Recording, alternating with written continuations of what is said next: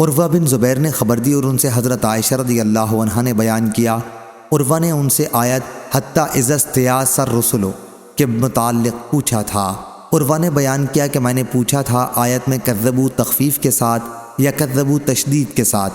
اس پر حضرت عائشہ رضی اللہ عنہا نے کہا کہ کذبوا تشدید کے ساتھ۔ اس پر میں نے ان سے کہا کہ انبیاء تو یقین کے ساتھ جانتے تھے کہ ان کی قوم انہیں جھٹلا رہی ہے، پھر ظنوا سے کیا مراد ہے؟